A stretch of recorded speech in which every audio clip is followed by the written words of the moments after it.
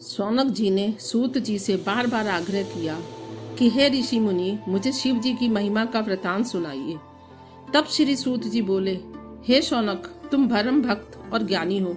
मैं तुमको एक पुराना इतिहास सुनाता हूँ। सागर तट पर वासफाल नामक एक ग्राम में सनातन धर्म को त्यागने वाले अधर्मी निवास किया करते थे। वह मां दूषित पर स्त्री से भी व्यभिचार करने वाले और कपटी थे। उनकी पत्नियां भी उनके ही अनुसार महान पापी थीं। इन्हीं दुर्जनों के बीच बिंदुक नामक एक अधम ब्राह्मण भी था। वह महापापी और पर स्त्रीगामी था। उसने अपनी पत्नी चंचुला को त्याग दिया था। चंचुला अपार धर्म पर रहने वाली साध्वी स्त्री थी। पहले कुछ दिनों तक चंचुला अपने स्वामी द्वारा त्यागी जाने पर भी अपने धर्म की रक्षा करती रही, परंतु जब अधिक दिन व्यतीत हो गए और काम वेग को ना सह सकी तो हार कर उसने धर्म को त्याग दिया और वह भी उसी मार्ग पर चल निकली। एक दिन बिंदुक ने काम से पीड़ित अपनी पत्नी को एक पुरुष के साथ रमन करते देखा। तब वह क्रोध में भर उसे मारने दौड़ा। उसे देखकर वह पुरुष वहां से भाग गया। उसने अपनी स्त्री को पकड़कर खूब मारा। अपने पति से पिटने पर उसे भी क्रोध आ गया और वह निर्भय हो पति से बोली, तुम्हें अपना विचार नहीं है? तुम मुझ पत्नी को त्याग कर वैश्यागामी हो रहे हो। जो पत्नी काम से व्याकुल हो और उसे पति का साथ प्राप्त ना हो तो उसकी क्या गति होगी? मैं तो रूपवती नव्या हूँ। जब मुझे तुम्हारा सत्संग प्राप्त नहीं, भला मैं किस प्रकार काम को सहन करूं? पत्नी के इन वचनों को सुनकर वह अधम ब्राह्मण बोला, मैं मानता हूँ कि तेरा कहना सत्य है। तेरा हृदय काम से व्याकुल है। हे सुमुखी, मैं तुझे पर पुरुषों के सत्संग से नहीं रोकता हूँ। तू भाई को छोड़कर अपने इच्छित पुरुषों से विहार कर और अपने शरीर के बदले उनसे धन भी ले। इस प्रकार धन की प्राप्ति होगी और तेरा मन भी कामदेव के प्रहार से उन्मुक्त रहेगा। तेरे द्वारा अर्जित धन का हम दोनों उपयोग कर सकेंगे। पति के इन वचनों को मानकर चंचुला धन के बदले में अपना शरीर बेचने लगी। वह पूर्ण रूप से खुलकर व्यभिचार में रत हुई।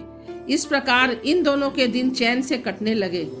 जब काफी समय बीत गया तो बिंदुक की मृत्यु हो गई। अपने पापों के कारण वह नाना क्लेश पाकर अंत में विंध्याचल पर्वत पर पिशाच होकर रहने लगा। पति के मरने पर चंचुला घर में रहकर अन्य पुरुषों के साथ विहार करती रही। धीरे धीरे समय के अनुसार उसका यौवन कम होने लगा। एक दिन देव योग से वह गोकर्ण क्षेत्र गई। वहां जाकर उसने जब अन्य जनों को पवित्र स्थान पर स्नान करते देखा तो वह भी स्नान करके इधर उधर भ्रमण करने लगी। भाग्यवश उसने एक शिवालय में शिव महापुराण की कथा होते देखी। उपस्थित जनों को बड़ी संख्या में वहां एकत्रित देखकर वह भी तन मन से कथा का श्रवण करने लगी। अब वह रोज शिव पुराण की कथा का श्रवण कर आनंद लेने लगी।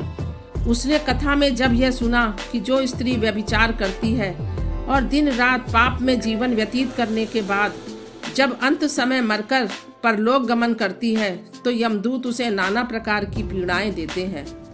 उसे व्यभिचारणी जान वे उसकी भग में लोहे की सलाइयां आग पर लाल करके डालते हैं। इस प्रसंग को सुनकर चंचुला का धैर्य हाथ से जाता रहा। वह परलोक के भय से कांपने लगी। जब कथा समाप्त हुई और श्रोता उठकर अपने अपने घर चले गए तो वह कथा बाँचने वाले ब्राह्मण के पास जाकर विलाप करती हुई हाथ जोड़कर बोली, हे ब्राह्मण, मैं परम व्यभिचारिणी हूँ। मैंने पति की आज्ञा के कारण अपने ही हाथों अपना धर्म नष्ट किया है।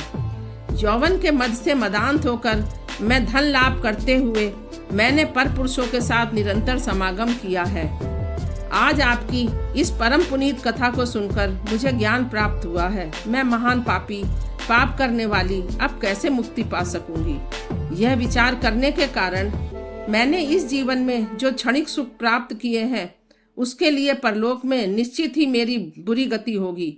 खैर, आप मुझ पापिष्ठा पर दया करके मुझे उद्धार का साधन बताएं। मैं आपकी शरण में हूँ। शरण में सदा शिव की आए हुए हैं, करो नाथ रक्षा सताए हुए हैं।